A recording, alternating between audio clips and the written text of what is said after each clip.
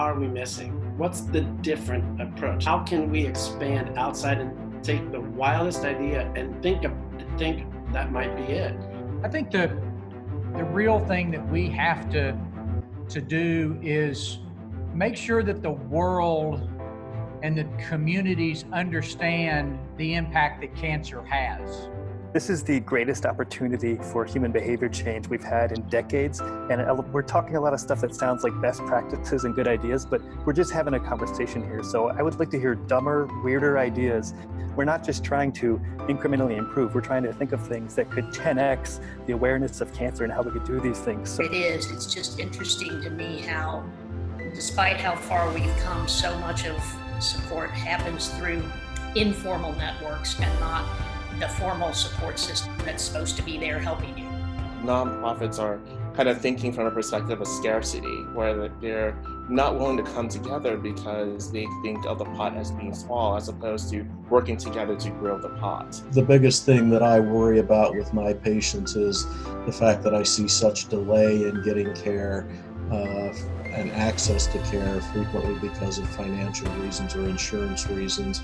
And with COVID right now, I echo that as well, because I think it has made our global world very aware of what isolation is like, what having your events canceled is like, what being confined, what all of those things is like. I'm excited about the future that Livestrong and all of us have.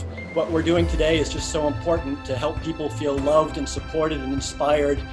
While we're talking about funding and solutions today, we're also really focused on people. We're looking into augmented reality as a way to address the social distancing so that people can actually, upload a photo, try on a wig virtually. Does the end user have to be the patient themselves if they're not the ones that necessarily have the device?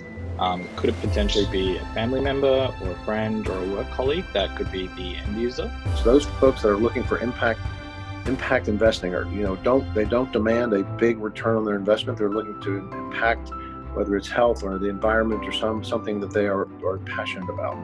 When we are doing philanthropy and when we're doing our social causes, we're actually filling gaps in government.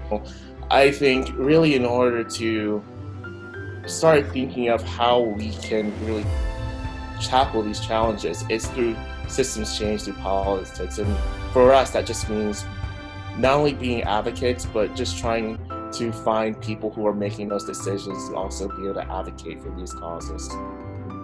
Thinking positively for the future of the COVID-19 experience is going to make us even better and bigger organization, and we're going to be able to really impact the lives of kids with cancer in a much more significant way moving forward.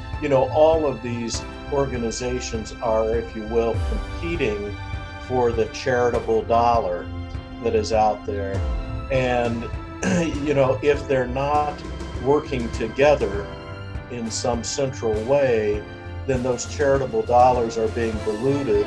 I would say it is up to the nonprofit leaders to really come together as a collective and really dictate the tone of the funders as opposed to the opposite way around. What can I do to get involved? And I think right now there needs to be an awareness to that, and the stories need to be told in a compelling way that will move people to act.